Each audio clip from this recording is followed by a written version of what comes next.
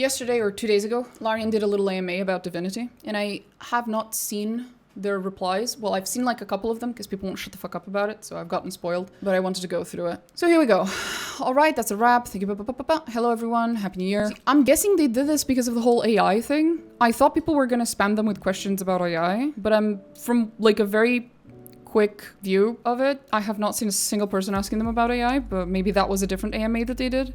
Ask you questions about Divinity, Larian, our development process. It's been a while since Larian has done an AMA. So we have the game director, that's Sven, your boy Sven. Writing director, senior writer, head of animation, machine learning director, interesting. Director of publishing, head of design, character art, concept art, head of gameplay, and technical director. That is a lot of people from a lot of different departments. That's a good representation. I'm guessing we got some AI questions here, given the huge controversy that happened a few weeks ago. Okay, is there anything specific you were not able to do in BG3 that you want to do in Divinity? They had all the freedom we needed on BG3. The game was based on 5e systems, so yeah. That was made for tabletop, not for video games. Most of the limitations came from that. This is mostly the combat stuff. As we all know, Baldur's Gate 3's combat is not nearly as good, quite frankly, as the Divinity one. And Larian themselves also have a preference for the Divinity style of combat system that they created, so that's not surprising. How will you handle the canon issues DOS 2 introduced? It basically acts as a soft retcon of the series. Will the new Divinity game continue with the new lore, or will you try to reconcile it? Same continuity, it's a standalone story. Long-term Divinity fans will find lots of familiar things, but it's never just fan service. It has to serve the story we're telling. The Divinity universe is full of weird, wonderful characters. I'm really excited to be part of that legacy. So this is just gonna be another... It's just gonna be another in 1,000 years kind of a thing. They're not making games that are like sequels to each other, which is fine. Did you ever play Magicka? You mean Arcanum? Arcanum of Steamworks and Magic Obscure. Oh no, Magicka. No, don't think so. That reminds me of the turn-based version of Magicka. No, I have not played that. Sven said your next game would be smaller than BG3. Did you guys change your minds, or are you also working on smaller projects? That was back when we were thinking of another D&D game, but that ship has sailed. Okay, so yeah, no, because that would contradict what they've said about Divinity, which is that it's gonna be even bigger and more ambitious than Baldur's Gate. No, Magicka is the old game where you play wizards that combine elements and Oh, I know what you're talking about. No, I've never played it. I haven't. What are the main lessons? Okay, this is an interesting one. What are the main lessons you've taken from developing and launching Baldur's Gate 3 that you'll apply to Divinity? Fingers crossing here. There are a lot of lessons, and a single post is not enough to cover them all, so here are a few. Short and direct communication is a must for quick decision-making and iteration, so that's internal stuff. Avoid middlemen in any process, and try to bring people working together and the features on the feature as close as possible to each other. Automated testing, unit tests, is lifeline to keep such a big project alive and going. And I'm a little worried that you only learned that recently. Larian, do you guys not have, like, experienced software engineers in your team? Any of them could have told you that. This is very, very basic stuff. TTT, when you write code, add integration test using a scripting language after the test features done to prove everything works together. Block code submit/commits unless they pass all UTs. This is really basic. I shouldn't say that. I have a background as a software engineer for a few years. What they're describing here is what I would consider to be like basic testing setup for any complex software. Like if the piece of software you're building is worked on by more than one person and is like, you know, just of any amount of complexity other than the most basic of shit, this is like the bare minimum you should set up for your tests. Having said that, I don't know how widespread that knowledge is, because I've only ever worked for like major companies that have established development systems and processes. So maybe when you work at like startups and smaller companies, it is not as common to see these things already set up when you arrive. I'm glad they learned, but I'm a little worried that it took them so long to learn what I personally see as like really, really basic testing practices. Okay, good for them. Spooky. Imagine a designer programmer working on a feature. In theory, you have a designer providing the design to program. In reality of this will be different. It will start with a design doc, most likely being incomplete. So how instead of what the program is posted issues in many companies, what happens is the following: the programmer posts his questions in the channel, waits for responses, gets responses, maybe it's not enough, posts another answer, and it keeps on going. It would be programmer calls the designer on the spot without any waiting and gives him feedback on what he found. Then the designer and programmer discuss all the problems and feedback during the call, and thus they have discovered what I discovered a long time ago, and it pisses off a lot of people that I work with. You know the meme that's like, you know that meme that's like, this meeting could have been an email. See, I don't set up meetings like that. I'm not a manager of any kind in my job, so obviously, right? But whenever I am working on something, and I know that I'm going to need the knowledge of this other person to do my job, and I know that the amount of knowledge that I'm going to need from them is, and also the complexity, is probably going to require me to go in this little back and forth, which is what they're describing here. I will not send them a message. I will not send them an email. I will call them. I will get on a call with that person. I will set up a fucking call, schedule a call with them, and on the call, I will hash out all the back and forth thing in one continuous, like, 20 minutes.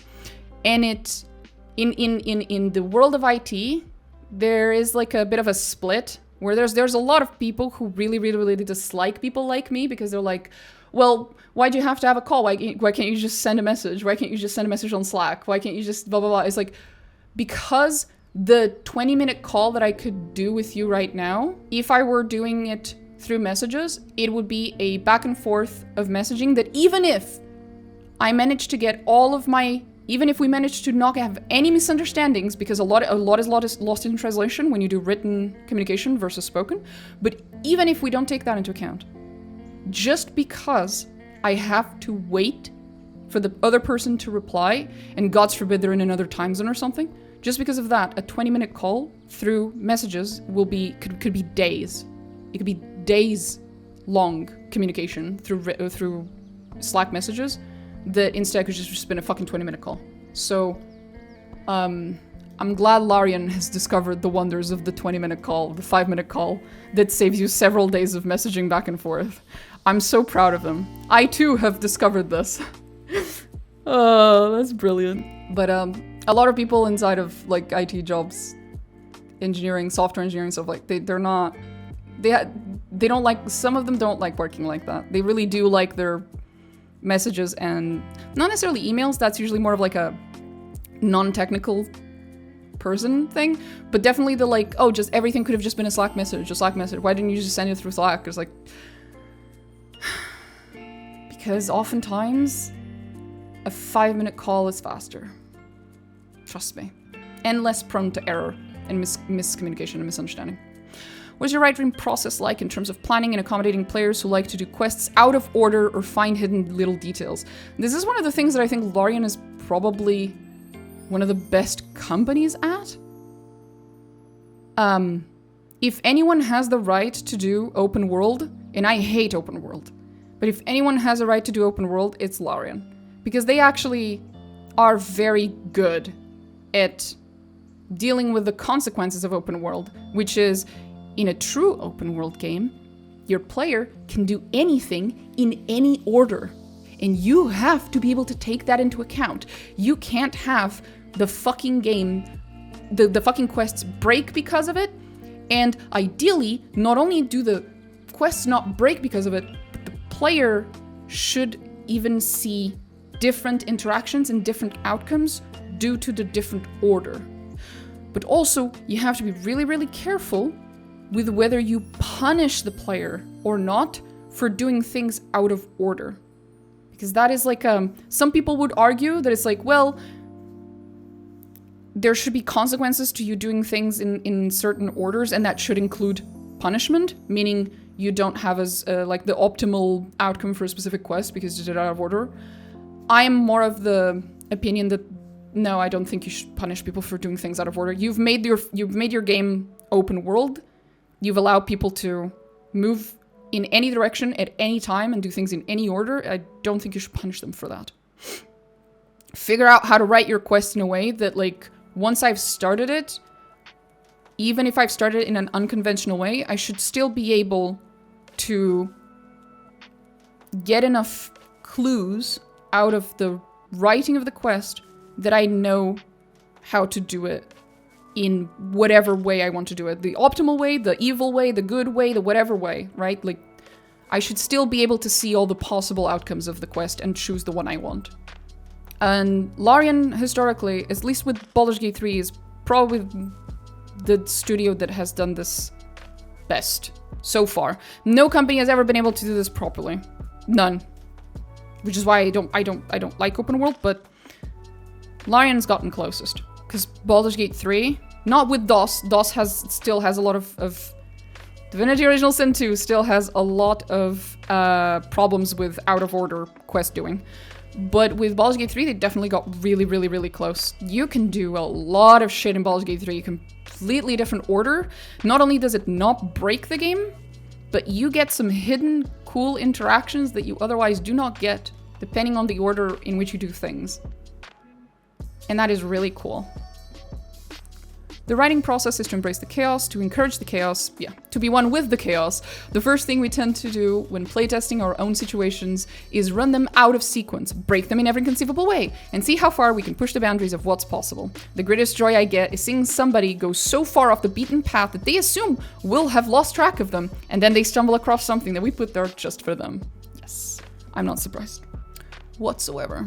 What are some of the mods you have seen for Baldur's Gate 3 that have made you say, we should have thought of that? Or, we definitely have to include that the next time around? Car Wild Shape. Oh, now I have to see this. Car Wild Shape Larian. Not Larian, sorry. It's gonna be a BG3 mod, I'm guessing. No. No.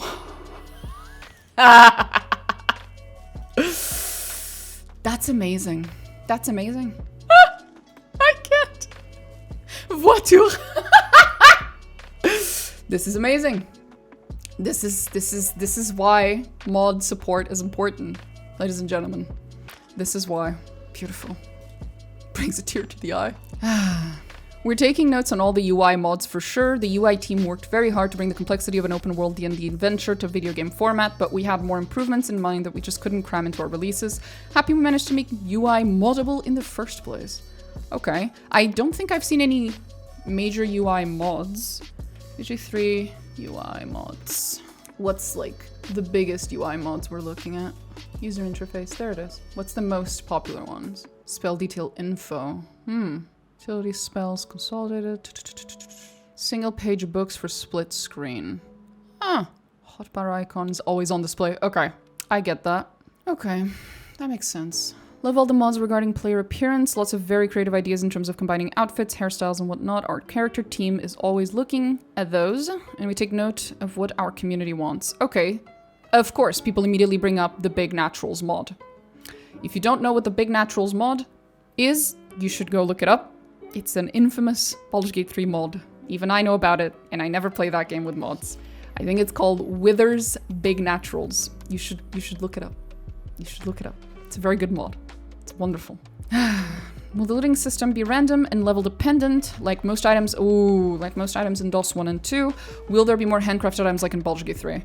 The BG3 approach of handcrafting every magic item worked well, and it's something we've always wanted to do for DOS 2. Something we realized when working on randomized loot for DOS 1 and DOS 2 is that fully random loot is frequently confusing, so we added more and more rules and pre-made patterns to make it feel more intentional. In the end, randomization did not save us much time. Yep. It was utterly exhausting comparing gear in Divinity 2. We just spent the first like 3 hours of the stream dealing with this problem. This exact problem. Me having to go through 50 trillion different possible item combinations and stat combinations of different random items and trying to figure out which ones I want to keep, which ones I don't want to keep, and it is nightmarish. I am glad they're dropping the random fucking loot. However, the DOS 2 system of classes isn't really a class system. You don't have a cleric or a barbarian. You have all of these skills, right, that we have in the game. Instead, 1 second. You have the combat abilities and you have the civil abilities, right? And especially the combat abilities, these ones are what replace the class system of D&D.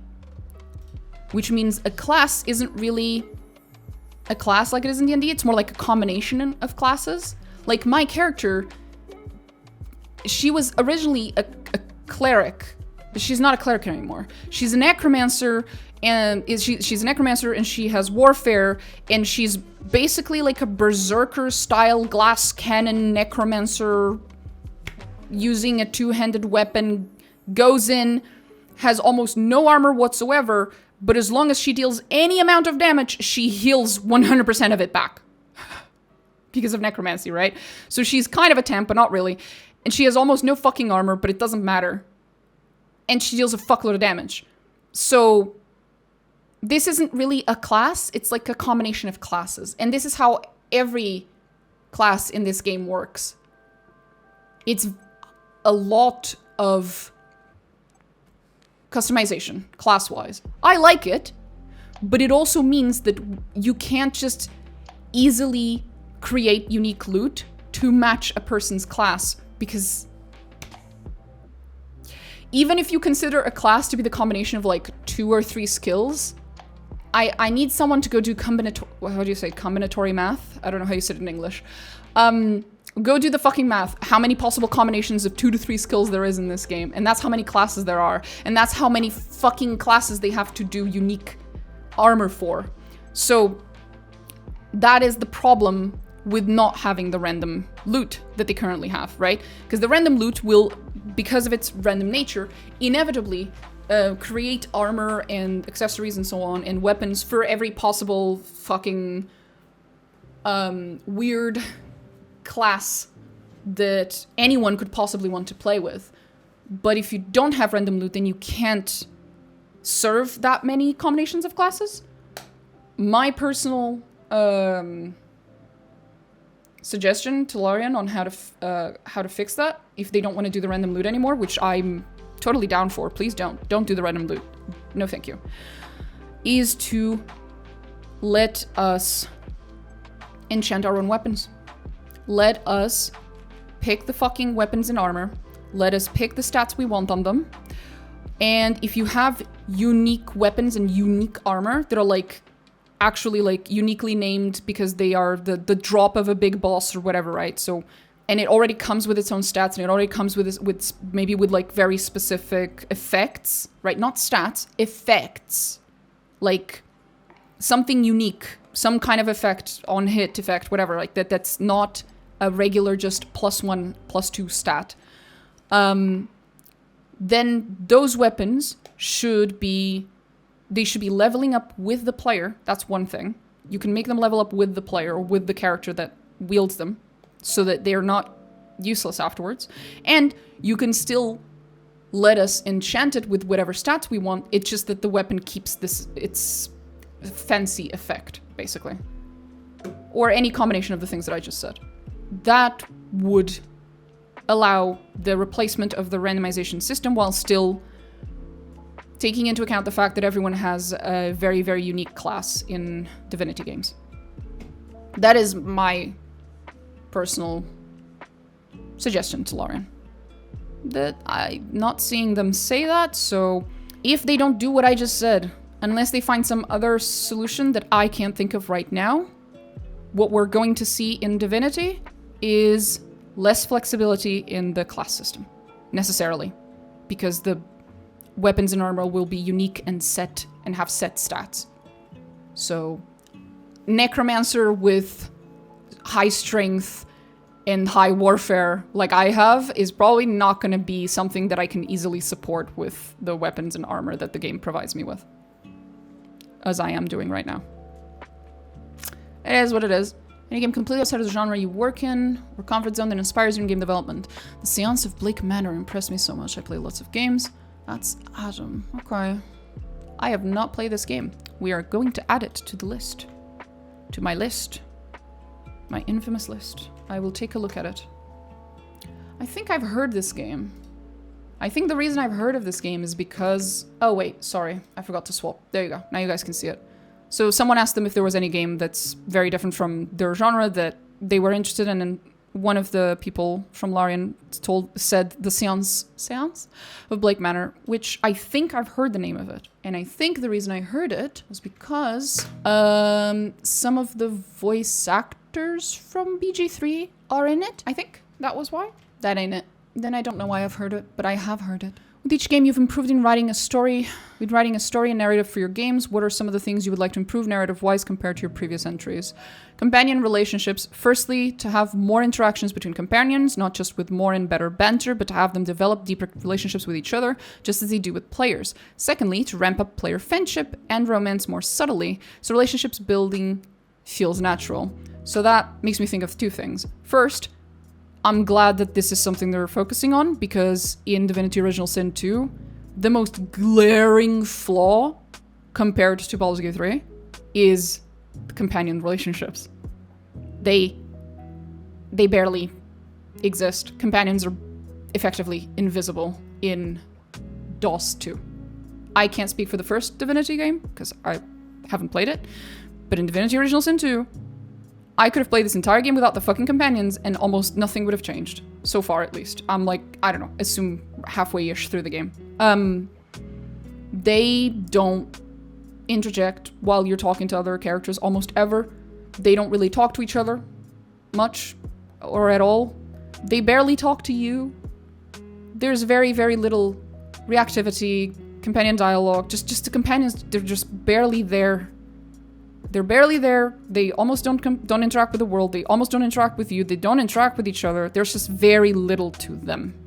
Which is part of why so many people say you should play DOS 2 as one of the companions, as an origin character instead of as a random character. Because otherwise the fucking companions are like so almost irrelevant. This is not a problem they had with Baldur's Gate though. They definitely improved a lot on that front in Baldur's Gate 3, and it's cool that they're apparently still wanting to improve even more on it. That is very nice. Very fucking nice. Okay.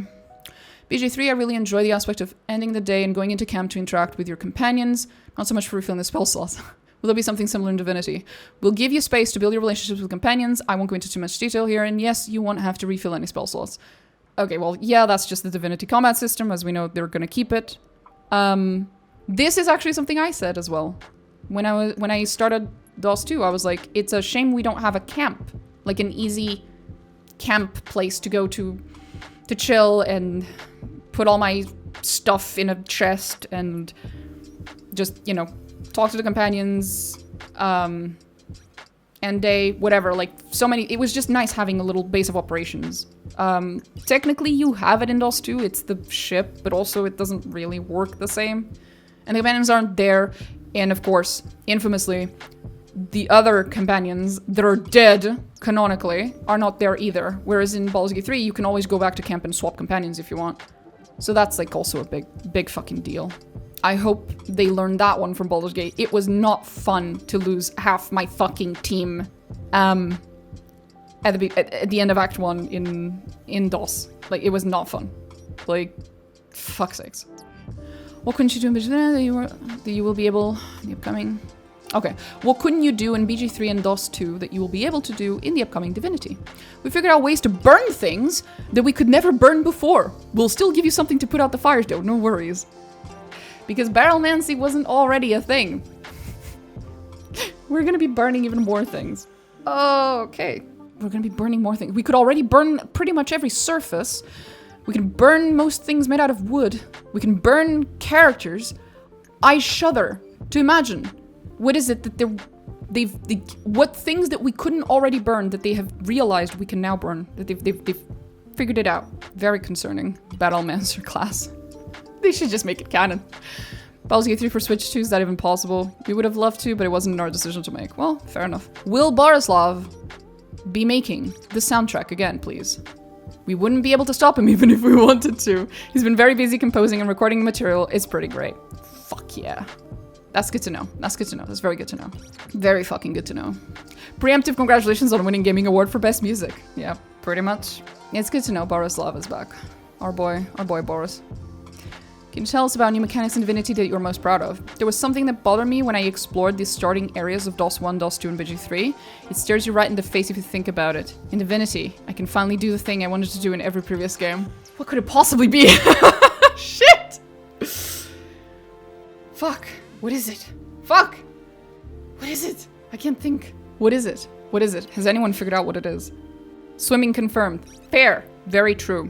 A button that plays, hear ye, Queen Justinia executes 2 noblemen. Oh no. Ah! No, please stop.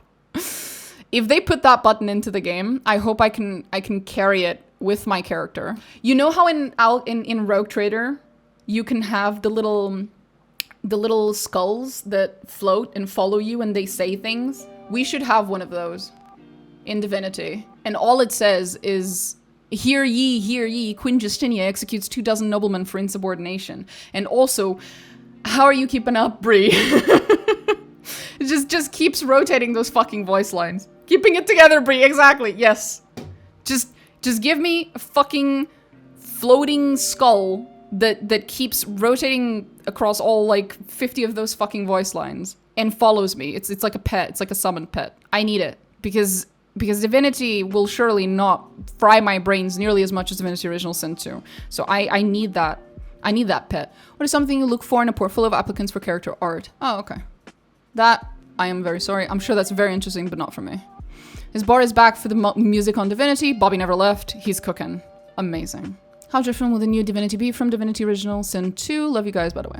It's more grounded, and you might have picked up on some folk horror vibes in our trailer. Yeah, when I was watching that trailer for the first time, my first guess upon looking at it was, is this a Witcher game? Because usually the folk horror vibes is Witcher.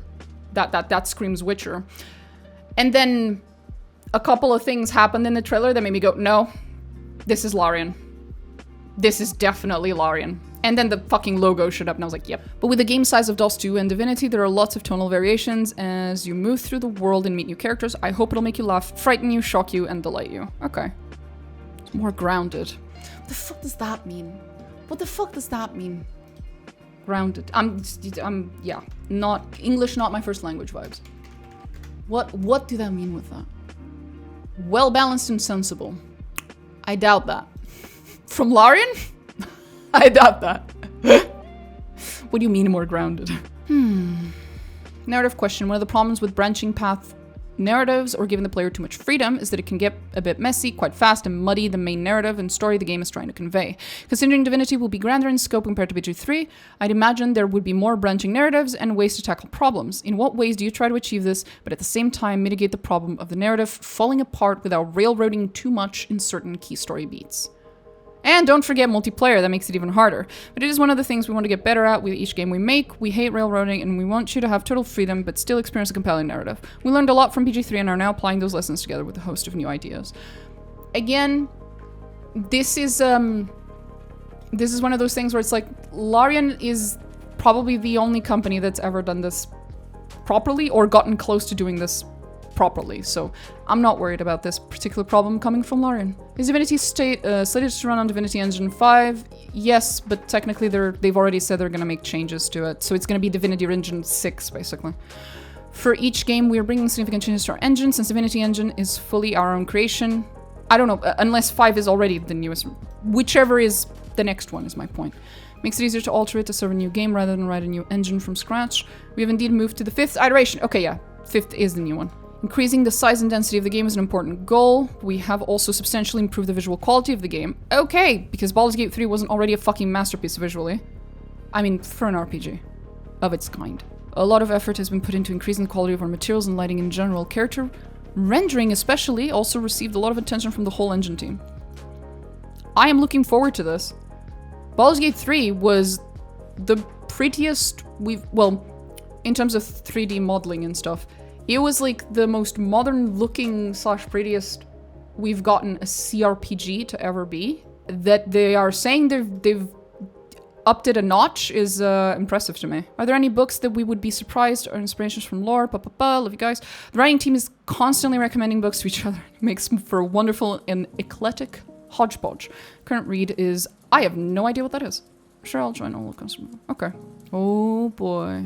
I'm a software engineer that has always worked on financial technology, and one of the things I find so interesting about video game development is the big reliance on manual software testing. Yep.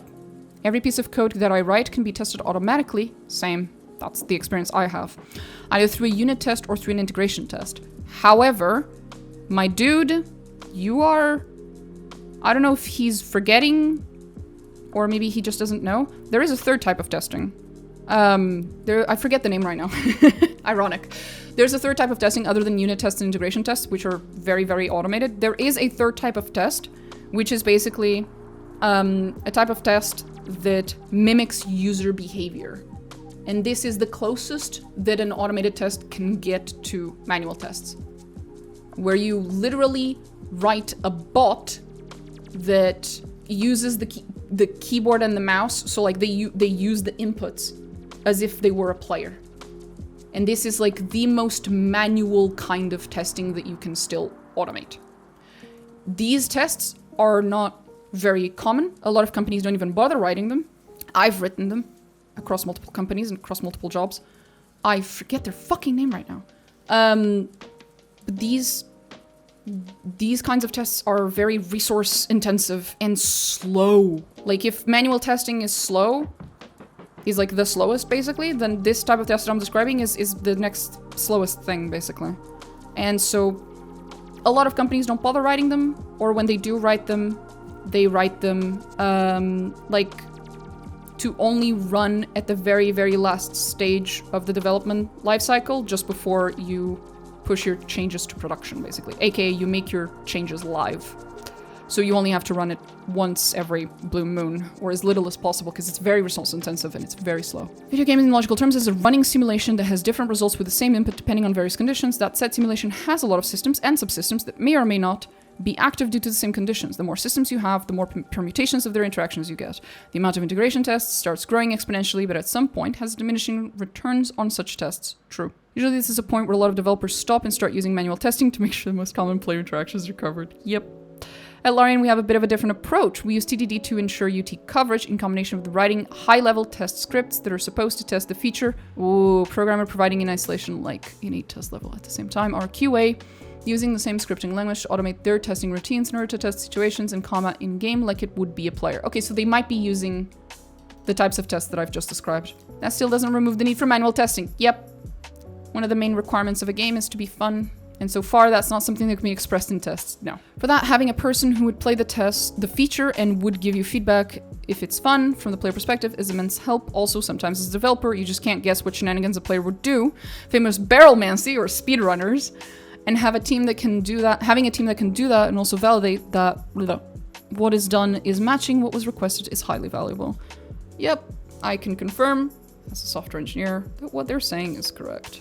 Even with everything that I just said, when I am writing new features for my job, I still manually test everything I do. Like, it's the first test that I do is the manual test, actually. I only write... I'm not saying that you should do this. This is not necessarily the correct thing to do. But I will absolutely manually test absolutely fucking every piece of software that I write first. And then I will write the unit tests. And then I will write the integration test. And then I will write the last type of test that I forgot the name of. Is it acceptance tests? No, I can't remember. What so far has been your favorite part? What so far has been your favorite part of making Divinity, and what's been your least favorite part? Least favorite, answering questions about AI. Sven, you motherfucker. Oh. Based. Very brave of you, Sven. You know the anti-AI crowd is going to not take that kindly.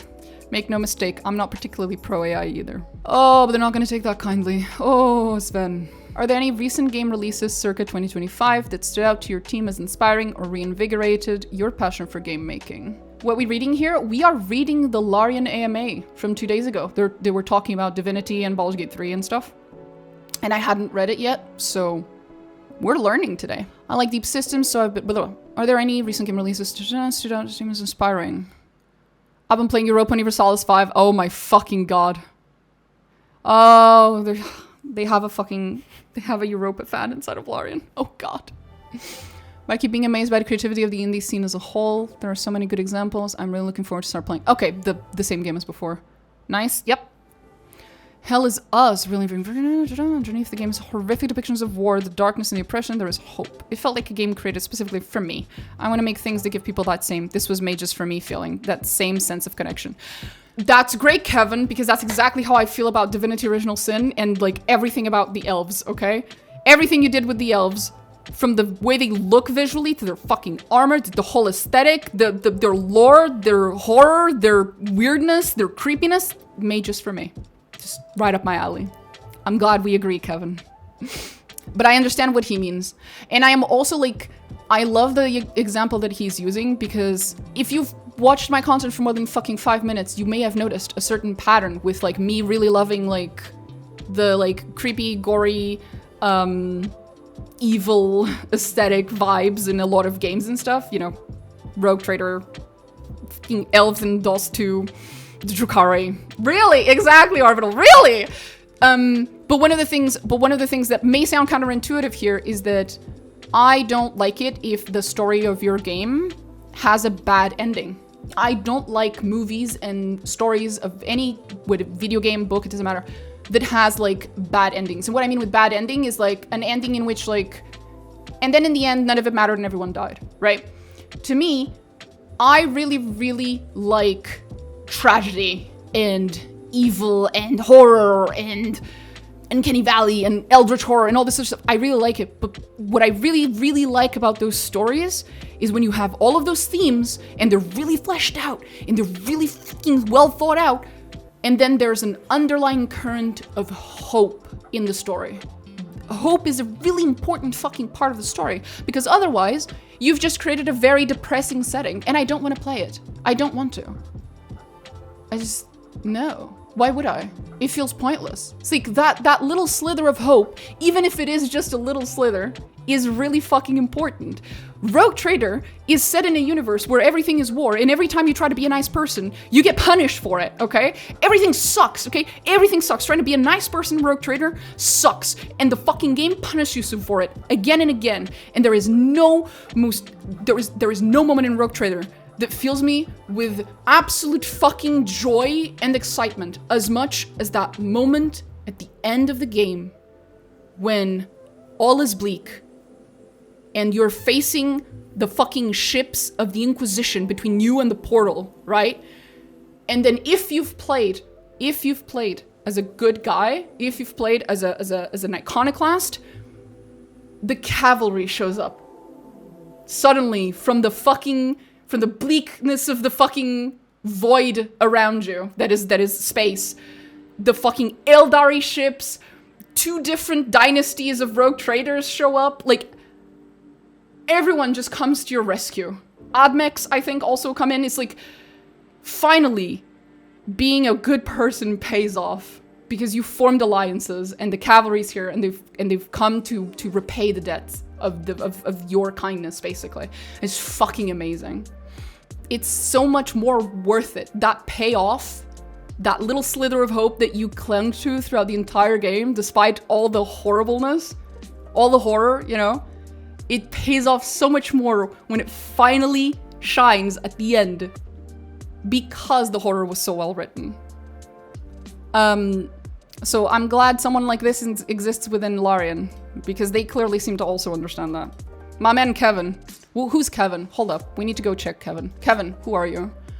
Kevin, my boy? Senior Rider. Fuck yeah! He's in the right position. Good, good. Let's fucking go, Kevin. I love you, Kevin. Let's fucking go. Okay. Gerald. Oh, God.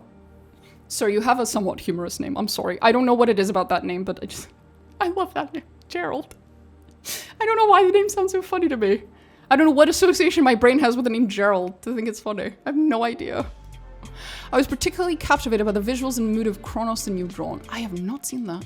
God bless. All these people are mentioning games / pieces of media I do not know. My Christmas break was sacrificed to Europa Universalis 5.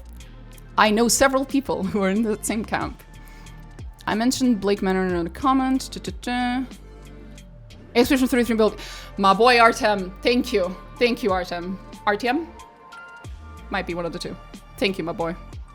Finally, something I recognize.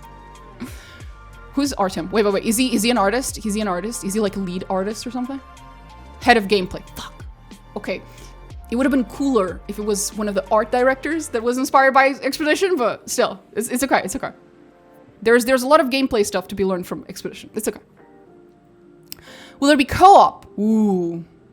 Yes, co-op will be available at release. That's cool. We're getting co-op for Divinity. That's cool. I do hope they make it better though, because in Baldur's Gate 3, playing co-op made... Like, it's fun, but it, how do you say? It sacrifices a little bit of the narrative experience when you play with another person. In part because you have fewer companions with you. Precisely, you have one fewer, right? And also because the whole, like, you know, companions will only talk to one of the two co-op players, and it's like whichever one talked to them first. And it was, yeah, it had a few downsides. Playing with co-op definitely, I think, made the experience a little worse, at least in my opinion, but I'm someone who mostly plays the games for the narrative experience, so if you're someone who's there to fuck around and find out and have fun, then co-op's way more fun. Barrelmancy with friends. Yes, co-op will be available for release. The amount of players playing together will be depending on the final party size, but since modding is planned for this project as well, okay, I think that was Bert confirming mod support, which is not surprising, but is cool. I doubt they'll have mod support at release, but mod support nonetheless. Planned for this project as well, player will be essentially free to extend this. There is no hard limit to the amount of co-op players. Nice. What are the odds of a Switch 2 port? No. We have just released Divinity Original Sin 2 for the Switch. Okay, so they'll probably try to... Yeah, they will try to consider Switch 2 for the next Divinity game, if they can. Are there any specific artists or paintings which have / will shape Divinity's look? Ooh. Great question, it's not specifically to shape, but the concept art team found a lot of inspiration from classical paintings, particularly old Dutch masters. Salvatore Rosa is a good call out. Dutch masters. Is this what they're talking about? I don't know. Who knows? I guess it makes sense. If you look at some of the in-game paintings in DOS 2, I guess that makes a little sense. Have you thought about accessibility? Ooh, is a part of planning in the same as a game without sight, i.e. no sight whatsoever, so you're completely blind, okay? Wanted to play Baldur's Gate 3 but couldn't. How? Games that are purely, like, you could make the narrative part of the game adapted to a sightless player. I don't know what word is the current accepted word for people who do not see. We'll be very autistic about it. For a sightless player, I don't know. How do you adapt an RPG? Like, the narrative part of it is obvious. You just streamline the movement and you allow people to experience the spoken dialogue, like, more narrative-y part of the game. But the combat would be... Like, you could adapt the combat to a sightless player, but in adapting it, it would become incredibly annoying. Jesus. I appreciate the guy asking for it, but I'm not... Unless this is something that's already been done before. Has anyone ever been able to adapt RPG games this way? Because unless it's already been done before, what he is asking of here is a very unprecedented ask. I'm not entirely sure they're going to be able to pull that off. That's usually the sort of thing that, like, a company will go out of their way to dedicate a tremendous amount of resources just to create a system that does that particular adaptation, in this case for people who cannot see. And then other companies will just copy that system onto their games. Like, but one company has to kind of come up with it first, and a tremendous amount of resources have to be put into coming up with it. And unless I'm unaware, I don't think CRPGs have ever been adapted to something like this. That's a big ask, but Larian definitely have the resources, I guess. They would have to basically, like, I'm speaking out of my ass here, but I'm guessing they would probably have to set up a separate team just to research into this, talk to a bunch of fucking experts, and try to develop a system that could allow for this. I'm not saying they can't do it. I'm just saying it's a lot. It's a lot. It's a lot of resources. I could see Larian putting in the work and time for it. What are games that do well on that front? Yeah, exactly. And Bert immediately answers, like, do you know anyone who's done that before? Because holy shit. Last of Us Part 1 and 2 are fantastic for visually impaired people. Those are not CRPGs. Trust me when I say that those games are genuinely easier, considerably easier. The complexity of CRPGs is usually in the UI, which is, you know, a visual thing. The 50 trillion skills, the 20 enemies on screen at a given time in their own little positions and with their own little skills and all that information, trying to convey that not through sight but through sound. Oh, Diablo 4. I think Diablo is a game where that might, if they figured it out, then sure. The ones with WASD controls. Yeah, exactly. Well, good luck to this dude. I hope he gets what he needs, but in my ignorance at the moment, I cannot think of a single CRPG style game that has managed to do that for completely sightless individuals. If you just have some problems with sight, that's a different. The cat wants to come in. Give me a second. The cat was meowing a lot. She wants to come in. We can try to do a little quick research so I don't talk entirely out of my ass, but how would you say visually? Is it visually impaired? Is that the way to say it? Disco Elysium, as I've explained the other day, is probably one of the few where this would be possible because it has no combat. Disco Elysium is a CRPG without combat. That's what it is, essentially. It's just all the things, all the features of a CRPG minus the combat. And so you can actually probably adapt Disco Elysium. It's the fucking combat that I'm just like, I don't know how you adapt that mess. Game is fully voiced, but you need to read your dialogue choices with the OCR. Yeah. I guess one very oversimplified way of doing it would be to make it so that if you turn on the, 100% legally blind, like completely blind person's option, you turn that on and then all combat is just auto-resolved so that you don't have to go through combat. Or all combat becomes simplified. Because with the complexity of combat in CRPGs, I don't know how you can adopt that. I'm sure eventually someone will figure it out. I'm not saying it's impossible. I just can't think of it right now. One very, very, temporary solution to this would be to make the combat either way more simplified or simply auto-resolve, and then focus on adapting the rest of the game, which should be considerably easier. And, yeah, if you could do it for, fucking Disco Elysium or Diablo or whatever the fuck, then you can probably do it for, next game. But it does not seem like Larian gave any meaningful answers because I don't think the guy answered back, so we don't know.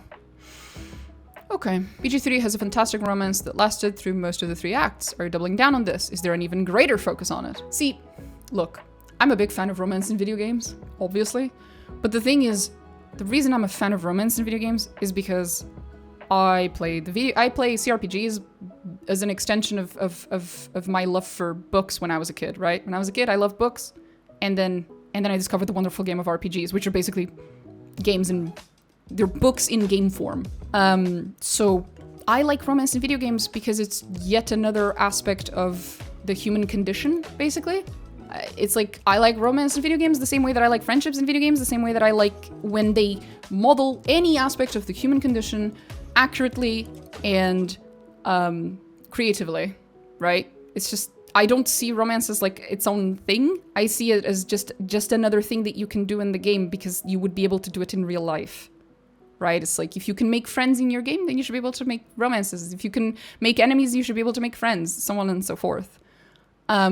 I think they already did a pretty good job with the romances, although I do agree with the dude up there earlier who talked about how we're gonna try and make the progression of romance a little more subtle.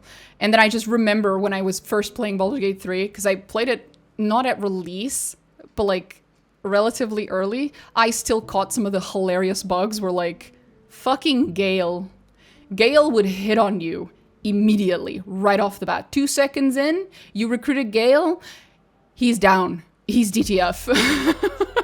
Gale was a menace. Which was mostly because of a bug, okay? But it was fucking hilarious.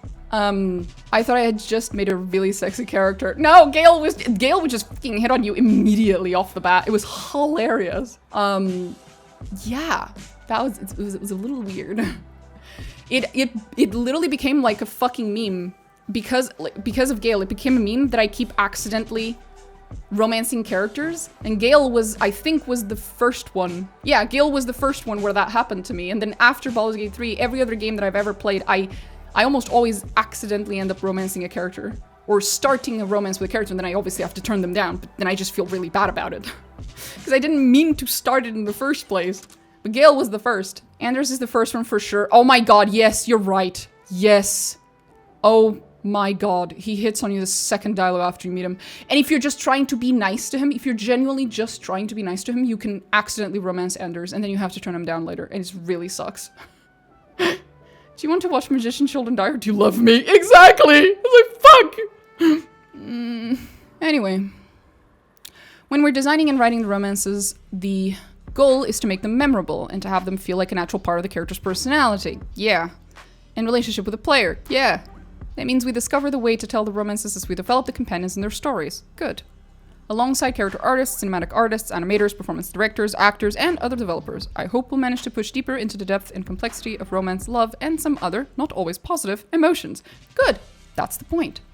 It's not about romance. It's about accurately modeling the human experience into your video game. And I'm very excited to see what our cinematics team cook up. So am I. Is Divinity going to be pulling... Oh, wait. Let's just check. Is anyone... Nope. Deleted. I don't want to know. Is Divinity going to be pulling any particular ideas / gameplay concepts from original titles? Divine Divinity, Beyond Divinity. Oh, those ones. There's never been a Divinity, and now that we can finally make the game we always wanted, we thought it was time to do so. That's as good of an excuse as any. We're taking the opportunity to vastly improve and expand the world building and set a new direction for the series. Okay. So it's going to be a soft reset again, which is fine. That's fine. I expected that. Will you include any ducks or other new fowl-based NPCs to the... Fowl-based NPCs to the game? Have you heard how ducks are IRL? They're really foul? I don't think that's what he meant. I think I might be... I must be misreading something here. I'm incredibly inspired by this picture. Giant inflatable ducks confirmed for Divinity, guys. I don't know. They are, though. People say that about geese, and I used to own geese, and I love geese, okay? Don't shit talk ducks and geese. I used to own a bunch. You're asking the hard questions. And we will be able to romance them. Please minimize the amount of bestiality in your games, sir. Also, why ducks?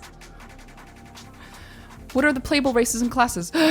We aren't ready to talk about that quite yet, but if you rewatch the trailer, you should get some hints on the races. Okay, so we're probably gonna be able to play as an elf.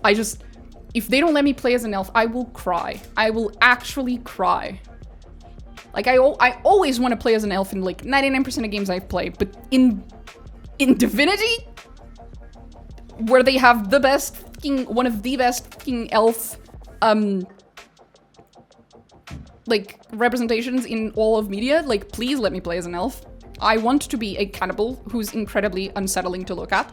I hope someone asks them, though, about the necromancy thing. Like, not the necromancy, sorry, about the class system, and if they're gonna keep the whole pick your skills however the fuck you want thing, because I really want to be a necromancer again.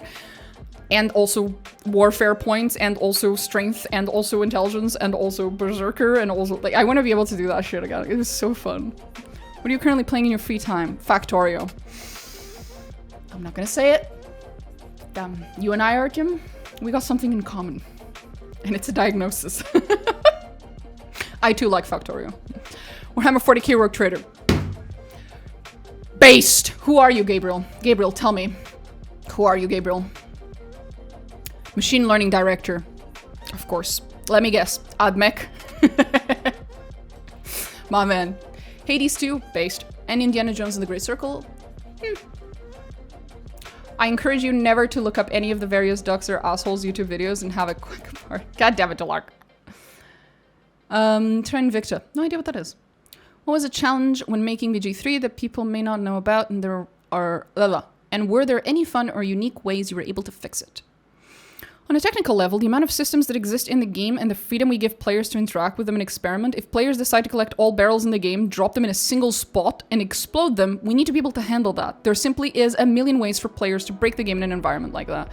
I figured, yep, Raphael theme intensifies lives. That's good. Hell has its boom. That is very accurate. A lot of people got through some of the hardest bosses in the game with Barrelmancy. And that should be entirely intended. You mentioned the new game will have a new rule set in the PC Gamer interview, but that you guys are creating a new combat system. Away from the action-based combat on the past stealth. No! I assume this will allow you to be a bit more creative with full control. No, wait. We went through our original ideas for DOS 1 and DOS 2, looked again at how they worked out in practice, picked up some inspirations from our BG3 EA and post-release journey, consulted the star charts to see what we need to do to stay competitive, and cooked a new action economy and character progression system. Am I gonna lose my necromancy? I'm going to cry. Larian. Larian, let me be an unhinged necromantic fucking berserker character with heavy armor. But also no armor at all. My character's half naked. Please. Come on. Feedback from BG3 players trying DOS 2 for the fan has been especially interesting for us, seeing the two worlds colliding. We hope that both fans of BG3 and fans of DOS 2 will find the new system intuitive but deep. Larian, I'm gonna make a video out of this fucking thing, so if you're watching this video in the future, I need to be able to put points into necromancy, but also into warfare, but also wear armor that is technically heavy armor, but also, because I'm playing as an elf, barely any of her skin is covered, because I love it. She looks like a berserker. She looks like a weird necromantic barbarian, and I love that. And if you don't let me do that in Divinity, I am going to be very upset. I'm going to be very upset with you. I might even add, if you don't let me do that in Divinity, I will send AI questions to Sven. This is a threat. It's going to be BG3 combat with DOS 2 magic system and a more streamlined leveling system. I don't know. Maybe. We'll see.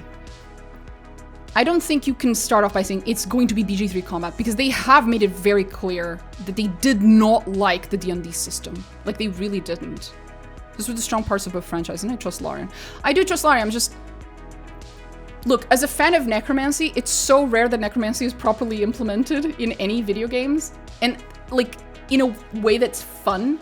Like, D&D there has never been an edition in which D&D implemented necromancy well. And there has never been a D&D based video game that did it either.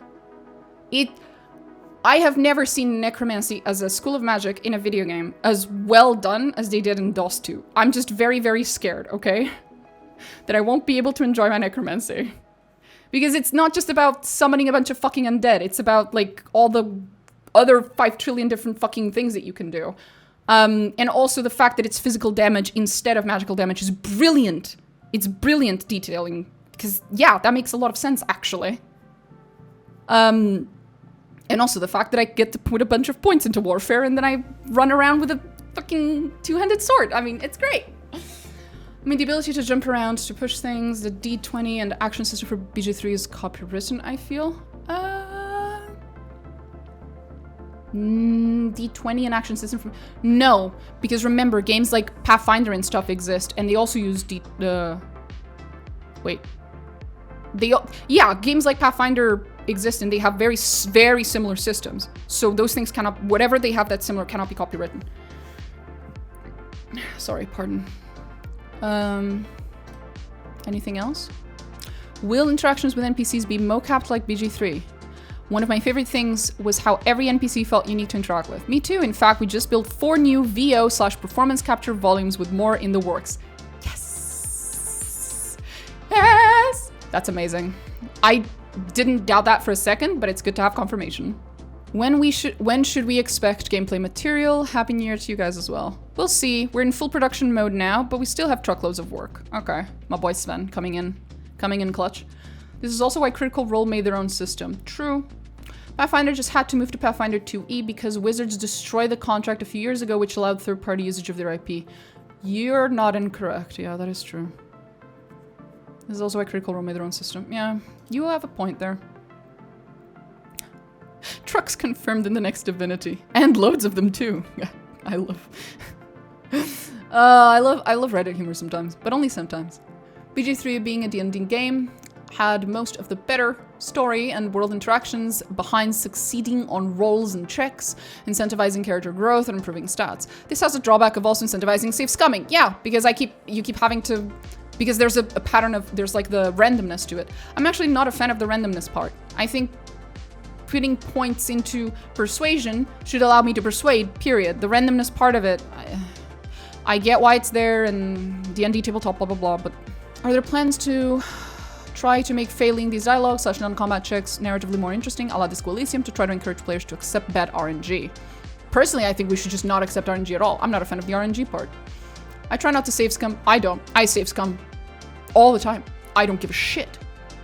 Our ambition is certainly to make failure more interesting. There are already a couple of situations in the game where I think the most exciting and extensive outcome comes from failure, but you'll be the judge of how well we do. Will I be able to create a goth baddie in the upcoming Divinity? How could that even be in doubt? Thank you, Alina. Who's Alina? Alina? Alina is the character art director. Fuck yeah. This is the right person to be saying this. Thank you so much, Alina. I approve. Where is Alina? We lost Alina. There she is. Nothing else. Nothing else. Okay. We're almost at the end.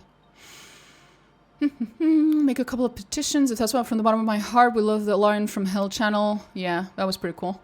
We'd love if you kept this close relationship with the community. The second petition is to please allocate more units to the collector's edition and the art books.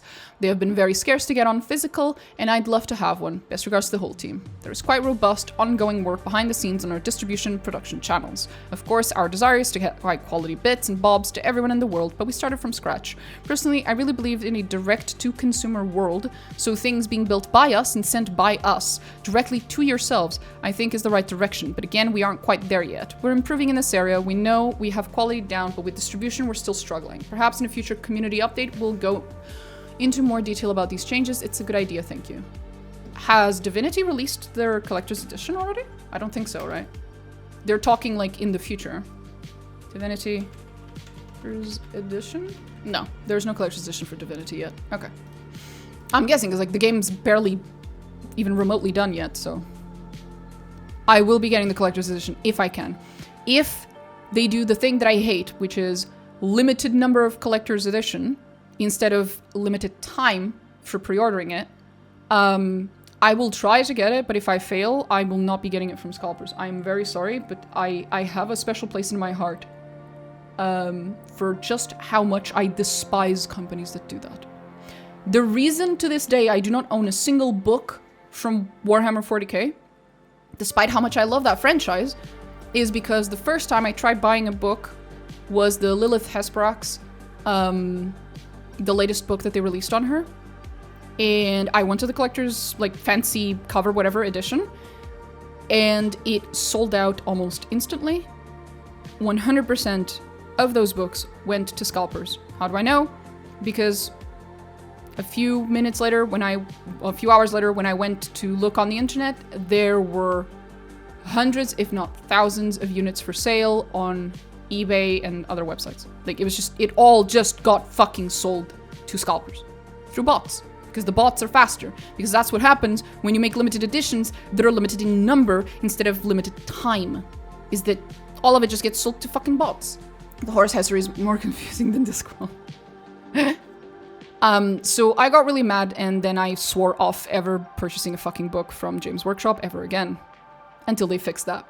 I can be a bit petty. Okay. We'll see what they do then. We'll see. Gerald, what monster design were you most pleased with in Baldur's Gate 3? Ooh. All of them, not exactly a monster, but I love the way the Dragonborn came out in the game. I felt that it struck the great balance of elegance and monstrousness. True. Divinity indeed is a different challenge. I think in Divinity, the lizards are really well fucking done. Like, the lizards are just... The, like, lizard people are just unique enough while still looking somewhat humanoid. They're actually really fucking well done. Same thing with the elves and the other races. I think they're very fucking well done. We have all the amazing ideas from DOS and the previous Divinity games, and we would love to look back to and get inspired, but it's going to be a nice blend of looking under the hood of our previous games, making the most of the creative freedom we're getting in Divinity. Okay. Dragonborn looks freaking great in BG3. That is true, they do. I did not play as a Dragonborn, but I will admit they do look pretty cool. My favorite Dragonborn character is that one chick in the city of Baldur's Gate who is in a smith shop, and she's selling stuff, and she has this like really cute voice, and she's so excited. She's like so excited whenever you talk to her. She's so excited that you're talking to her. She's so adorable. My heart. She's adorable. I don't remember her name, but she's adorable. Anything in particular you're excited for players to get experience in this game? Ooh, oh, Sven answering. Okay. There's a lot, but we prefer to show and not tell. That said, lizard romance seems like it's going to be popular. I have no right. I have no right to give anyone any shit. I romanced a Drukhari, and every time I try to give anyone any shit for their romance options, I get 5 trillion fucking comments under the video /short /TikTok, whatever, reminding me, you romanced a fucking Drukhari, shut the fuck up, Mina. So, you guys do you. Always curious about stuff like this. How long ago did you start getting the trailer made before we actually saw it? Surprisingly organized this time. Unit Image, based in Paris and insanely fucking talented, worked on it with us, as they did the BG3 release and announcement trailers. I could tell, again, I was saying this before, when I was watching the trailer, there was a point in the trailer, and I don't mean when they showed the fucking Larian emblem. I mean, like, there was a point in the trailer where I went, this reminds me of the Baldur's Gate 3 trailer, like the OG one, like from a long time ago. This is Larian, and then I ended up being right. Like, I could tell from the style of the fucking trailer that it was Larian. Yeah. The ideation phase was lightning fast because we were all on the same page. They went and cooked, and we had it in the bag for quite some time. That's cool. It's good to see things working fast and working well. How would you describe the difference in tone between DOS 1, 2, BG3, and Divinity? I'm personally very fond of the humor in both DOS and BG3. Same, actually. Whereas the reveal trailer for Divinity set a pretty brutal tone. People who have said this are people who did not watch some of the original BG3 trailers. Does no one remember? Because it was so long ago. They were pretty fucking disgusting / horror based as well. They might... Has it cleared out of everyone's fucking consciousness except mine? Because I remember. Also, the previous Divinity games are also like that. BG3 was probably the tamer of Larian's games as far as horror is concerned. The fuck? Not saying it has to be or one or the other, but is it a balance different this time around? No, it really is not that different. I left out loud reviewing a dialogue this morning. I mentioned in the answer to another question that a game this size needs lots of tonal diversity. Sometimes the darkest situations become funny because of a player's response to them, or a companion's commentary. And sometimes a joke backfires and everyone is suddenly on fire. That's fair. Ha! I mean, would it be a Divinity game if there wasn't sudden fire everywhere? Tell me about it. WASD movement mod was one of the most downloaded and beloved mods for Baldur's Gate 3. Will there be a new Divinity game including native keyboard movement? Ooh, no. Divinity to be only playable using a USB steering wheel confirmed. That's pretty based. Are you quoting Withers? Yes, they are.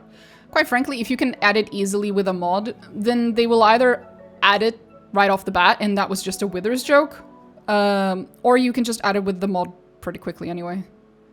Although I don't understand what is it with people wanting to play a crpg with WASD, but I mean, go for it, buddy. Will Divinity be sticking to the Armour / magic armor system? Oh, that's a good question. Divinity will not keep the magic armor system from DOS 2. Okay, they've changed combat completely. This comment, plus some of the stuff we've read so far, they're completely redoing their combat system. I want to trust them. I want to trust Larian. I do. But, you know, I want to trust them, but I am thoroughly enjoying the DOS 2 system. There'll be ways to protect your character from harm, but you will not have to wait before you can use your fun skills on enemies. See, I get that, but at the same time, that armor was doing a lot of balancing for the game. And without it, you're gonna have to find other ways of balancing things. And I'm a little scared of what you'll end up doing. That's all. And again, I am just a little scared that I'm gonna lose my very, very customizable class system. Especially the necromancy shit, because it's so rare that I find a good necromancy in games. We're still cooking a system that makes sure that you have to work harder to stun lock solo bosses with level 1 skills, but it won't be tied to damage. Okay, we'll see. We'll see. People hating on the armor system, I get why they don't like it, but I need y'all to understand that the armor system was made the way that it was in part because it balances out a bunch of other things that would be very OP if the armor system weren't there. So, sure, remove the armor system, but then ask yourself, what are they gonna have to add in order to balance out the OP shit of the game? Yeah. We'll be keeping the AP system. They didn't answer. Oh boy. We'll see, we'll see. What resources do you use to add so much interactivity and choice consequence to your games? I've always wondered what techniques or tools you have to allow you to consider so many choices into our games and have them impact even smaller stuff later on. People. We track choices in documentation, but the best resources are the developers in the game. We spend a lot of time playing the game and we try to add in options that we want to experience as players. Usually there are a few different specialists attached to a situation. Writers, scripters, level designers, artists, combat designers, and more. But no situation stands alone, so we are never siloed away from one another. Collaboration, iteration are the key. This is like a huge thing that it always irked me, is just how many other studios looked at the, you know, combination of possible consequences of BG3 and went, they must have some kind of trick, some kind of tool. This isn't possible. It's like, no, it's not difficult to take into account this many possible combinations. It's just a lot of work. It's not complicated or difficult. It's just a lot of work. It's a lot of man hours, basically. And that's exactly why he answers people to the question. It's like, yeah, you just have to write down all the things and then take it all into account. It's not difficult. It's just a lot of time. And if you have a company that's that doesn't have good pipelines, good systems, good communication within your company, that has like a lot of middlemen, a lot of middle management, a lot of like people working with a delay in communication between each other, then doing things like this is going to be exponentially harder because it is also exponentially slower. But Larian already mentioned at the top of this AMA how much they focus on the way that they work internally and making it as efficient and as like yeah, just making it very efficient and having people talk to each other as closely as possible and all this sort of shit. Like, and it's that focus in their ways of working that allows for doing shit like this. In which the only way to implement things like this is through brute forcing with human resources, aka manpower. But you get to do that when you have like very well-oiled internal ways of working. How complex did the codebase of BG3 become late into dev? Very. Based. Thanks for replying. Oh, do you have any tips for adding new features or overhauling old late ones into development? It's the only part where I struggle. Ideally, you don't. But if your game demands, you can protect yourself from bugs by having good unit test. Yeah, he's just gonna go into unit test. Yep. And a lot of automated high-level testing. Yep. I love how the game development industry seems to be catching up to all the lessons that the software engineering industry, the software development industry learned a long time ago. I love them so much. I love them.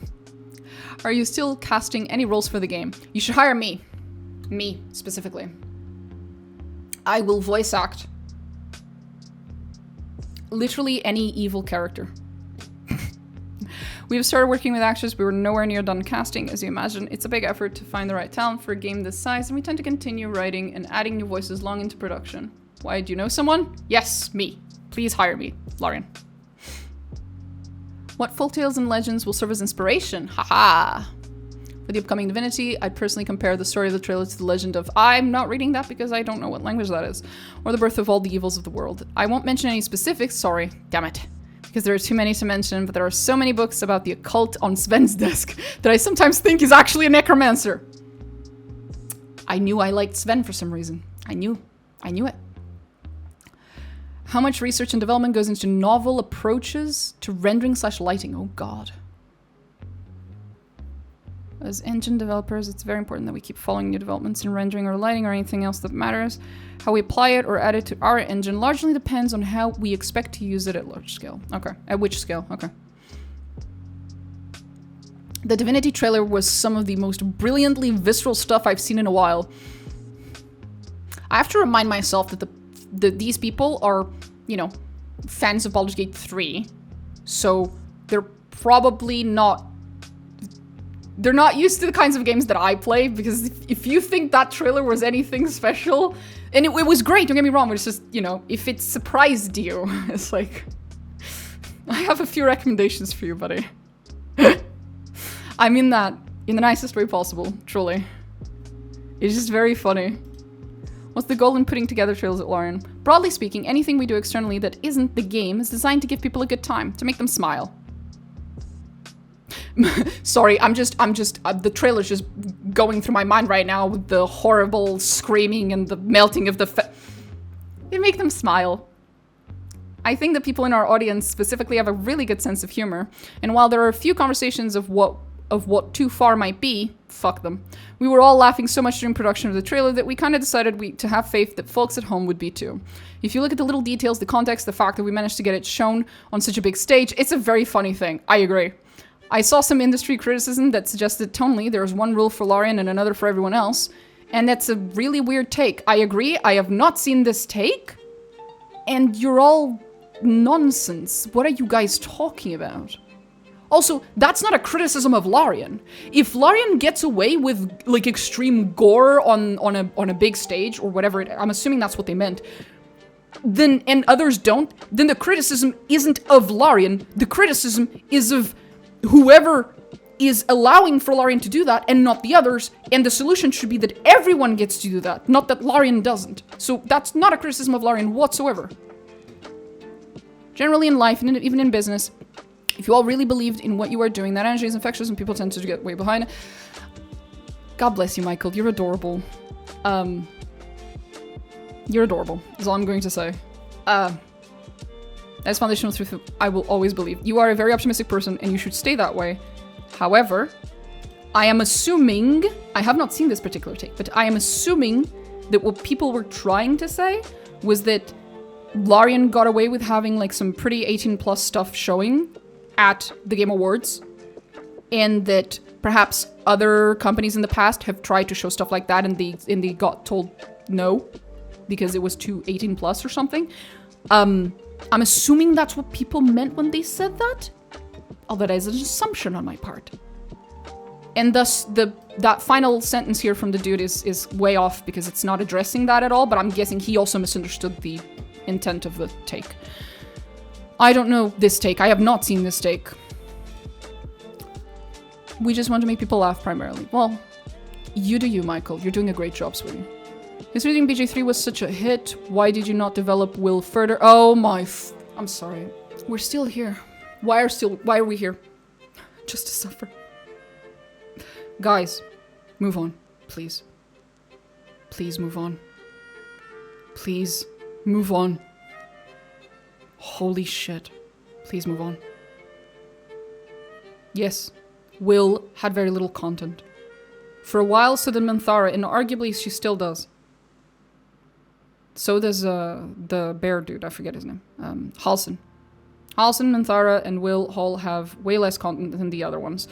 Jaheira and the guy who has Boo. I love how I remember the fucking hamster name, but not... Anyway, like, all of these characters have way too little content, except the other characters, it makes a little bit of sense that they have less content, and for Will, it makes no sense, because he is one of the earliest ones that you grab. Will has a lack of content because of a bunch of problems with, they wrote him one way and he had one voice actor, and then they changed the voice actor, and then they changed the way they wrote him, and then there was like a bunch of fucking back and forth, and it like turned into a huge mess, and then they just didn't know how to fix it anymore, kind of a thing. At some point, you just have to stop and say, okay, we fucked up, let's just stop trying to fix this, because each time we've fixed it, it's just made it worse. Let's just stop, and then we'll try again next time, you know? Next game, we will have a Will character in whatever way, like the hero archetype, the specific skin color of the character, because I know a lot of people complained about Will specifically because he's the black character of the group, basically. Next game, we will make a black character or a hero archetype or a whatever specific archetype slash trait of this character that you particularly care about. We will make them, and we will make them well, okay? Like, at some point, unfortunately, it's like, they fucked up. As long as they learn from that fuck up, they should just do better next time, you know? It's like at some point it's just like, move the fuck on. It's been years at this point. Holy shit. And they've answered this question a million times, but I guess we're answering it again. Let's go. Considering BG3 was such a hit, why did you not develop Will further in subsequent patches but change the storyline and personality of other companions? Oh, you're one of these people. I should have finished that sentence. Change the storyline and personality of other companions. I know exactly what this person is talking about. I'm not reading the rest of that question. I'm sorry. I've read too much of this on my feeds. I wish Will had gotten more content and more fulfilling arc too. As you probably know, we weren't connecting with Will's early access recruitment and initial questing, so we started over at a point when most of the other companion stories were fairly solid. A lot of decisions came later in development than was ideal, and there was a key situation near Baldur's Gate that I intended to heavily involve Will in the Red War College that got cut. Oh, from like the areas of the game that got cut. I think it was like Upper City or whatever that got completely cut, and it would make a lot of sense for Will to be heavily involved in the Upper City stuff.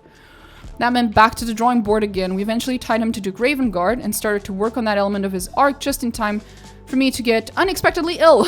I was out of the office for quite a while, and again after the epilogue's release. I think the Answer's Lair was Sven's idea. We did have the resources for a standalone dungeon, so we got to working on tying Will to the Wormway, but I couldn't get more than a dungeon boss out of it. Once the situations were in place, that was that. I had to start writing them. Will's content is sparser than I'd have liked as a result. He's also split into two stories, really. The Mazora story and the Ravengard story, and that might have been a mistake in hindsight. I also wish I could have given him a stronger endpoint. It always bugged me that he can end up just as he started, as the Blade of Frontiers, without any meaningful difference. All that said, I love the Blade, and I'm really proud of him. His sincerity, his good nature, and his eager heroism. I'm truly sorry I didn't give you more quality time with him. This is what I said. It's like there were a bunch of like coincidences and like little problems that kept happening, and then they kept restarting, and then blah blah blah blah. It's just shit. Things like this happen sometimes, unfortunately. We'll do better next time is the best thing you can do about it. Will Divinity have a similar approach to companions as previous titles? A big highlight for me was the different storylines for companions in BG3, and of course the romancing. Hugely important part of the game, and I already love some of them dearly. We have big ambitions for them, and we're already complicating their lives wonderful. And our own, with a narrative design. That sounds fucking amazing, Adam. My man. When creating companion characters, where do you start? From aesthetic vibe, an archetype, a story role, what needs to be fulfilled. From a concept art standpoint, I see companions as an opportunity to inject culture and history of the world we are building, either overtly in their costume design and appearance or subtly in their accessories and details. This may not exactly be a starting point, but it's a great foundation for inspiration. Based. I think we're done. I'll look at that later. Speak a bit about team and environment. They're probably gonna have it on Steam Deck. Is there any small spoiler you can give us that will sound completely nonsensical until we play the game? Alligator. I'm scared. I'm scared. Oh no! You heard it here first, folks. Remember the bear scene? Oh no. Oh no. Oh no. Please no. So in BG3 there were hints of a werewolf halfling lady. Oh. Being a character at some point, Divinity already has hot lizards. True. Will we finally be able to romance big wolf lady? Divinity. Asking for a friend. Wonderful. And a more serious question, working with proprietary tech in the current climate of the industry likely comes with a bigger challenge for onboarding new hires when you're scaling up a project. Since most potential hires likely have Unreal or Unity experience, has this affected how you've designed your engine and editor? Developing games is always hard no matter what engine you use, but our proprietary engine allowed us to build tooling and technology over the years that exactly suits the types of game we want to make. For us, that has been a tremendous advantage over the years. On the hiring front, I can mainly talk about the programming front, but I would say we very much attract people looking for a challenge and who are eager to expand their skill set beyond what they know. I would also book that as a plus. Your friend sounds cool. Sheer impact. How did you set up the whole desert statue thing? We started to get really paranoid about the possibility of leaks, but then realized all those discussions were fruitless, and if we actually wanted to do something that would distract enough to take the heat away from any potential announcement, we should do something more productive. Long story short, the result was a monolith. I always wanted it in Joshua Tree because I love Joshua Tree. So we had two lofty ambitions, create a monolith and dump it in the desert. We had the right internal team to get this done, and so suddenly we went from wallowing in paranoia to getting really excited about this thing we were doing that at the time felt disconnected from the announcement. The plans for which were at the stage out of our hands and in motion. Whatever would happen would happen. We like building things at Larian. We don't like sitting around, idle hands and all that. Roy, very euphoric man, from my team, and Francois, equal euphoric, but French. Euphoric in French. Flew to Joshua Tree during PAX on a secret mission, secret even to half of my team, and locked down the location while the incredible team Onyxy Forge set dozens of people on the creation of the monolith, the designs for which were defined by our brother art and design teams and art directors. So it was a really positive collaboration between nervous teams edging towards an announcement that wanted something to do other than watch all their work and planning potentially go to shit or succeed. I covered most of the rest in the Twitter post, a lot of the why. We're going to house with Onyx, Onyx? Oh, it is Onyx. Onyx Forge later. We have a lot of behind the scenes footage. Okay, that was pretty cool. It was funny seeing people refer to it as a marketing stunt, while really it was just pure copium straight into our nervous veins put into action. God bless them. Will there be mod support? Yes!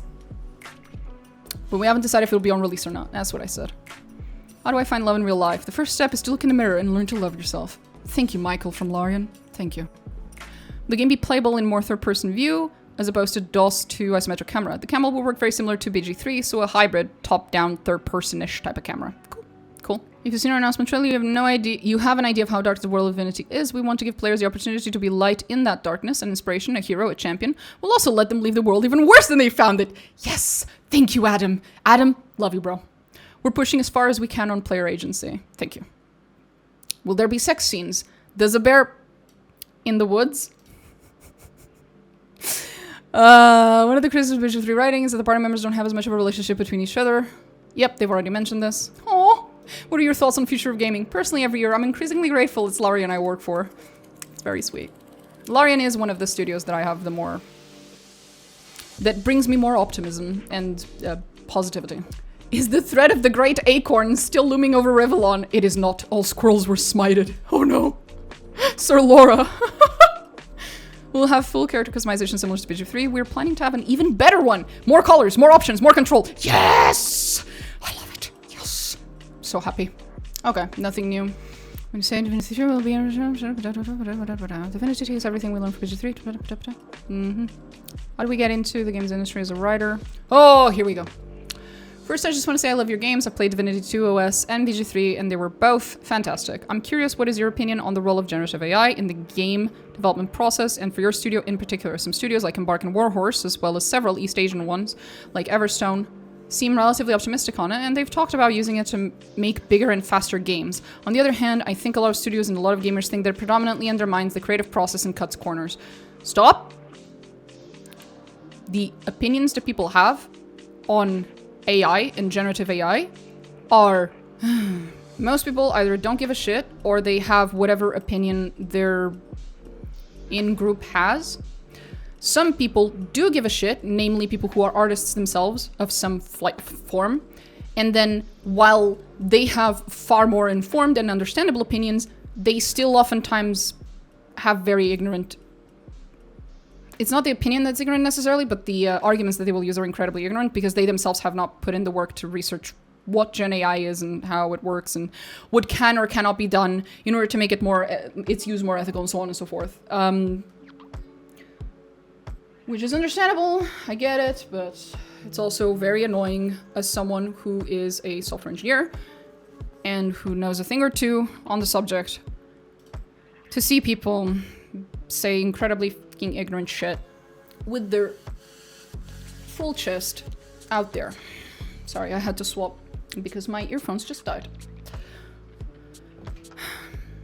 Most gamers don't give a shit. Because most gamers are not severely online people who follow every latest controversy, like, which is not necessarily a good or a bad thing. They're just not, right? Like, the fandom community that exists on the internet and that always weighs in on every controversy that ever happened ever is a very tiny minority of most players of any given video game. So yeah. Anyway, I think a lot of studios and a lot of gamers think that it predominantly undermines the creative process and cuts corners. That depends entirely on how it's used. I'm especially curious about if there is a split between different sections, like writing versus art versus coding, etc., since it seems like the views of and adoption of AI differ quite a bit by category. You've already given away what I was talking about by saying generative AI accurately here and now saying AI here. The different types of AI do different things. Different types of AI have different problems and different pros and cons. Using the way that you train AI matters a lot for a bunch of ethical concerns. The way that you use it matters a lot for a bunch of ethical concerns. The type of AI also matters a lot. Just, you have to be a lot more specific when you're talking about this fucking topic, and people are not specific because they can't be specific because they don't know what the fuck they're talking about. Anyway. Hi, happy to hear you enjoyed our game. So first off, there is not going to be any Gen AI art in Divinity. I know there's been a lot of discussion about us using AI tools as a part of concept art exploration. We already said this doesn't mean the actual concept art is generated by AI, but we understand it has created confusion. So to ensure there is no room for doubt, we've decided to refrain from using Gen AI tools during concept art development at all. Okay. That way there can be no discussion about the origin of the art. Having said that, we continuously try to improve the speed with which we can try things out. The more iterations we can do, the better in general the gameplay is. We think Gen AI can help with this, and we're trying things out across departments. Our hope is that it can aid us to refine ideas faster, leading to a more focused development cycle, less waste, and ultimately a higher quality game. The important bit to note is that we will not generate creative assets that end up in a game without being 100% sure that the origins of the training data and the consent of those who created the data. If we use the Gen AI model to create game masses, then it'll be trained on data we own. 370 replies. Woo! I'm not gonna go through all that, but I'm just gonna take a peek, because otherwise I'm just gonna get triggered. But does this new stance only apply in concept art? You guys can't see it, but I'm doing this right now with my hands. I'm not a religious woman, but I'm this close to start praying. What part of what Sven has said up until this point, and of also this comment, makes you think that that is an intelligent question to ask, ma'am? I'm sorry, that was mean. I need to calm down. Okay, people have been very, very uncharitable towards Sven. And that question was incredibly uncharitable. But does this only apply to concept art? Obviously fucking not! What are you reading? Of course that's not the point! Jesus Christ, everyone needs to go back to school and have reading comprehension classes again, so they can understand the subtext of what people write. The subtext of everything that is written in Sven's comment there, and has been written in every other fucking comment that Sven has been forced to make over the past several fucking weeks, ever since the Gen AI bullshit started with Larian, implies that they are trying their fucking best to use as little Gen AI as possible, but they're also trying to see, hey, is this a new automation tool that we could use to make some portion of our systems and our processes faster? We are, of course, doing exploration on that front, while also being very careful with the ethical concerns, and also constantly asking internally our developers and our artists if they're okay with it and what they're okay with. He has said this like a trillion times in a trillion different ways. To hear all of that and still ask, but does this sense only apply to concept art? It's like, what do you think? If you had to read this and guess the answer to that question, what do you think, bruh? Fuck me. Sorry, I can't. I mean, these AI questions are out of control. The more knowledge you have of the actual fucking way in which AI is used, how it is built, how it works, and then like the different types of AI and the history of like how AI has been developed over the years, because AI as a concept is not new, it is very old actually. But Gen AI is like the more, well, at least that's how people usually talk about it. ChatGPT, fucking, what's the name of that one that generates images? The one that everyone knows. Well, there's multiple, but there's like one that's more well-known. I forget the name right now. The point is like those types of AI usually get commonly referred to as Gen AI. Relatively a little bit more new. The ethical concerns surrounding it are not, should not get summarized into all AI equals bad. That is not how this works. AI is just yet another form of automation. That is, and we like automation. Automation good. Automation makes our lives easier, okay? So, AI as a form of automation, good. AI as a replacement for human creativity, not good. Okay? That's how you can summarize that. All forms of automation, however, will, to some extent, replace processes that would have otherwise been done by humans. This does not mean that it will replace artists. Hell, as a software engineer, AI isn't going to replace me either. And all I do is create code. And even that AI isn't good at. AI, Gen AI, to be precise, because that's what we're talking about. Gen AI is really not that good at making new things. It actually sucks at it. But it is useful at like helping you with these like intermediary steps in certain processes. Personally, one of my favorite uses for ChatGPT is when I have to ask a very hyper-specific question to Google, right? I'm searching for something that's very hyper-specific, and because it is so hyper-specific, it requires a lot of context in order to ask the question, and the Google search bar is not very context-friendly, and so I go on fucking ChatGPT, and I question, and then I pose the question there with all the context that I need, and then I'll get an answer. And oftentimes, that's still not what I want, but whatever answer I do get out of ChatGPT helps me just enough to be able to then go back to Google or go back to some other place where I can actually find the ultimate answer that I actually wanted to my initial question. So it's like, ChatGPT specifically can be very useful as an intermediary search engine for high context questions. It can be. To be used only by people who already have a lot of knowledge in the field that they're searching questions about. Because if you're completely ignorant and you're going to ChatGPT for answers, you will not be able to tell when it gets things wrong, because it does. So, yeah, it's just... That's specifically ChatGPT, because then there's Gen AI for images, and that's like its own monster. It's just... Yeah. There's also like the whole ethical concerns surrounding how you train the AI, and then it's like, oh, if it's trained on things that people did not give consent, and it's like, okay, my problem with that particular argument is that usually is that I agree with it, but every time I see people make the argument of Gen AI bad because it was trained on stolen art, and I'm like, okay, if I make a Gen AI model, if I make a little Gen AI, sweet little thing, okay, my own little ChatGPT, okay, and then I train it exclusively on points of data that I have permission to train it on, will you be okay with it? The answer is no. The answer is still no. That is the answer that I have, is that a lot of people use that argument. While it is a valid argument, they use it, how do you say? They're not being truthful.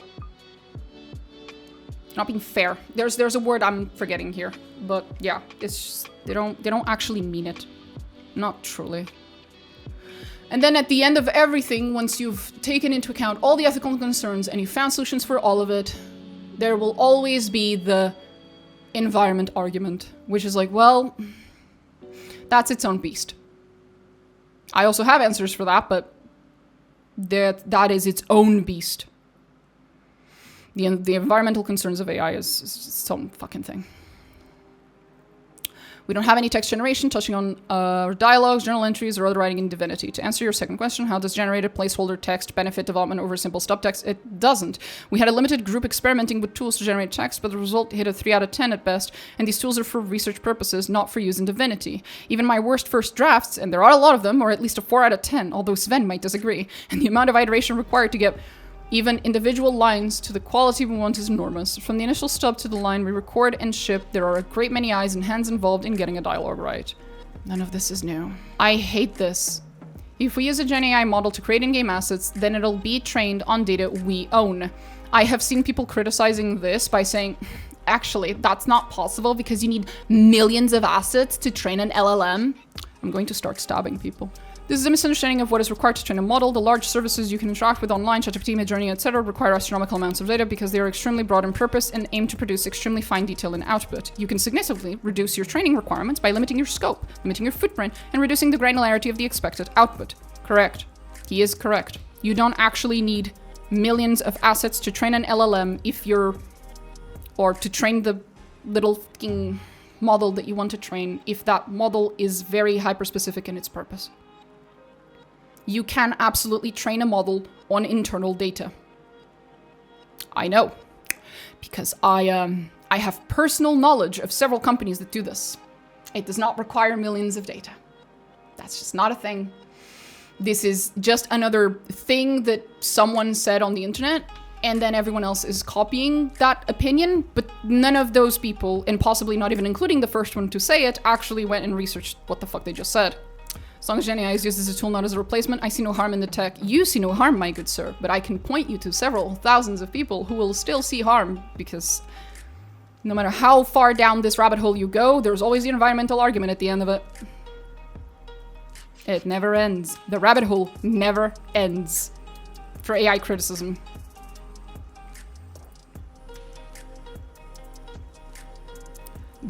At the end of the day, there's a certain group of people who are just very anti-AI. And while there are very legitimate fucking reasons to be anti-AI, and I could spend the next 20 minutes listing every single one of them because I agree with them. I agree that Gen AI in its current iteration and the way that it's currently being used is an absolute fucking plague upon humanity.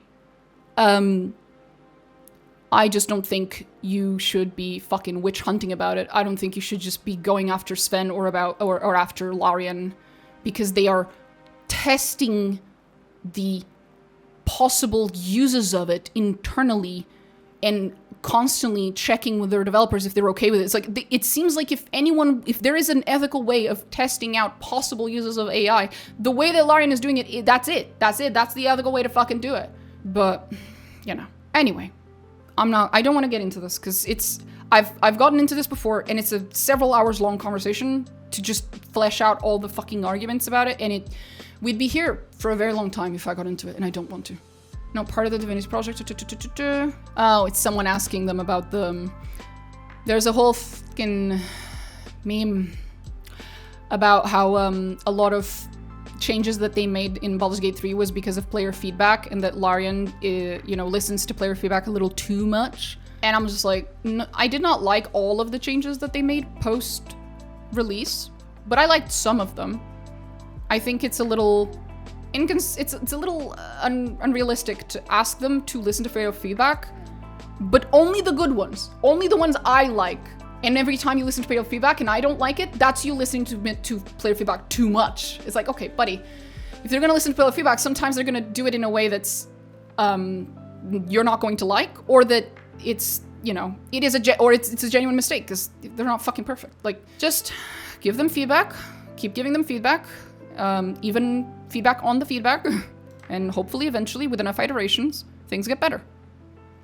Should we expect video updates on the game development, like with DOS 2 and DOS? A lot of people are asking for Panel from Hell. I think we're at a stage where we're leaning towards bringing it back. Cool. Okay, so we will be seeing some updates throughout the months. We're very conscious of the cost of hardware, so scalability of the game is very important to us. Of course, the game and engine are still in heavy development, and it's too soon to go into specific numbers, but I can say we've invested a lot of time and effort to have constant performance tracking of our game during production. There are a lot of eyes on this. That's good. We were 411 people at the end of BG3 and are around 500 people working on Divinity now. Cool. Fucking cool. What other studios are people in the game?